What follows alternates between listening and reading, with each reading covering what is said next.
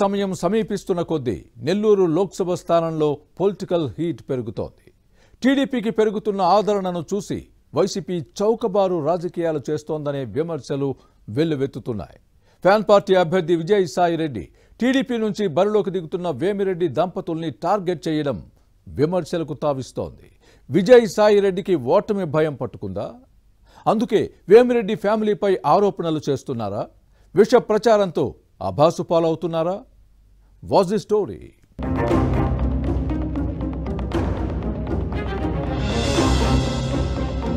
నెల్లూరు లోక్సభ స్థానంలో రాజకీయాలే వేడెక్కుతున్నాయి. ఈ పార్లమెంటు సీటు నుంచి వైసీపీ అభ్యర్థిగా బరిలో దిగిన విజయసాయిరెడ్డికి ఇబ్బందులు తప్పటం లేదు. ప్రజలతో పాటు పార్టీ క్యాడర్ నుంచి కూడా వ్యతిరేకతను ఎదుర్కొంటున్నారు. ఎన్నికల ప్రచారంలో అడుగడుగున సమస్యలు వస్తున్నాయి. దీంతో అసహనానికి గురవుతున్న ఈ నేత ప్రత్యర్థులను టార్గెట్ చేస్తున్నారనే విమర్శలు ఉన్నాయి. 7 ఏళ్లుగా రాజ్యసభ ఎంపీగా ఉన్న ఏ రోజు నెల్లూరు పేరెత్తిందే లేదు. ఈ ప్రాంతంలో చేసిన అభివృద్ధి ఏమీ లేదనే విమర్శలు ఉన్నాయి. చివరికి నెల్లూరు సమస్యలపై పార్లమెంటులో ప్రశ్నించిందే లేదు. నెల్లూరు లోక్సభ స్థానం పరిధిలోని అసెంబ్లీ నియోజకవర్గాల్లో ఎక్కడ ఎన్ని మండలాలున్నాయో వాటి పేర్లేమిటో కూడా ఈ నేతకు తెలియదని సొంత పార్టీ క్యాడరే సెటైర్లు వేస్తుంటారు.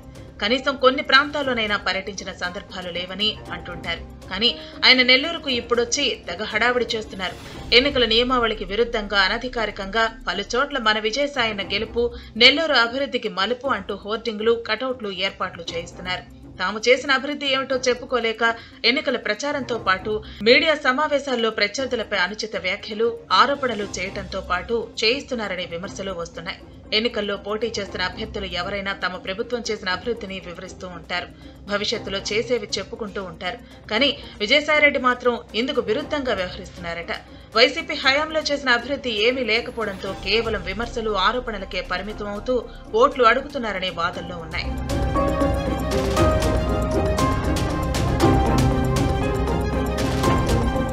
ఎంపీ వేమిరెడ్డి దంపతులు వైసీపీలో ఉన్నప్పుడు దేవుళ్లతో పోలుస్తూ మరీ సీఎం జగన్ దగ్గర నుంచి దిగువస్థాయి నేతల వరకు తెగ పొగిడేవారు.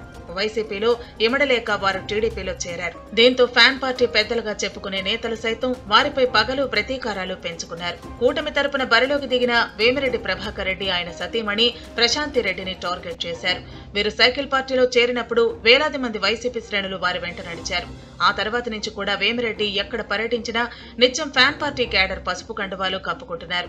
దీంతో నెల్లూరు లోక్సభ స్థానంలో రాజకీయ పరిణామాలు శరవేగంగా మారిపోతున్నాయి. ఇవన్నీ అధికార పార్టీ అధినాయకత్వానికి ముచ్చవటలు పట్టిస్తున్నాయట.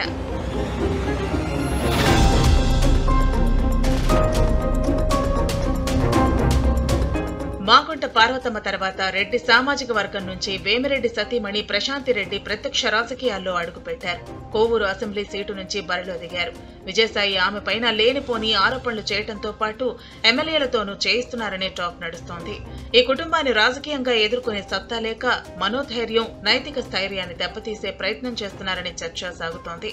మరోవైపు విజయసాయిరెడ్డి ఢిల్లీ, ముంబై, హైదరాబాద్ నుంచి తన గ్యాంగ్లను నెల్లూరులో దింపారు. వారంగా ఉన్నది లేనట్టు, లేనిది ఉన్నట్టు విష ప్రచారం చేయటం మొదలుపెట్టారు. అయినా వేమిరెడ్డి దంపతులకు రోజురోజుకు ప్రజల మద్దతు పెరుగుతోంది. ఫ్యాన్ పార్టీ నేతలు ఈ పరిస్థితిని జీర్ణించుకోలేకపోతున్నారు. చివరికి వేమిరెడ్డి దంపతులు మళ్లీ వైసీపీలోకి వస్తున్నారంటూ విష ప్రచారం చేశారు.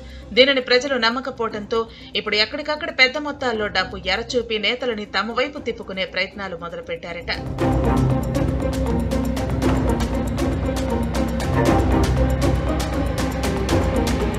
మరోవైపు ఎన్నికల సమయం దగ్గర పడుతున్న కొద్దీ వైసీపీ శ్రేణులు ఆందోళనకు గురవుతున్నాయి. పార్టీ ఆవిర్భావం నుంచి జెండాలు మోసినా తమకు గౌరవం, గుర్తింపు దక్కలేదని క్యాడర్ మండిపడుతోంది. ఈ ఎన్నికల్లో విజయసాయి ఓడిపోతే ఇక పత్తా ఉండరని ఫ్యాన్ పార్టీ నేతలు అనుమానిస్తున్నారు. జగన్ అక్రమాస్తుల కేసుల్లో నెంబర్ 2గా ఉన్న విజయసాయికి బెయిల్ రద్దయితే తమ పరిస్థితి ఏంటని టెన్షన్ పడుతున్నారు. ఆయనకేమీ అపరకోటీశ్వరుడు, అన్యాయమైపోయేది తామే కదా అంటూ చర్చించుకుంటున్నారు. విజయసాయిరెడ్డి చౌకబారు రాజకీయాలు చేస్తున్నారంటూ ప్రజలే కాదు సొంత పార్టీ శ్రేణులే చేదరించుకుంటున్నారు. ఇకనైనా హుందాగా వ్యవహరిస్తారో లేక ఊరందరిది ఒకదారైతే ఉలిపి కట్టేది మరో దారి అన్న చందంగా నీచ సంస్కృతిని కొనసాగిస్తారో చూడాలి మరి.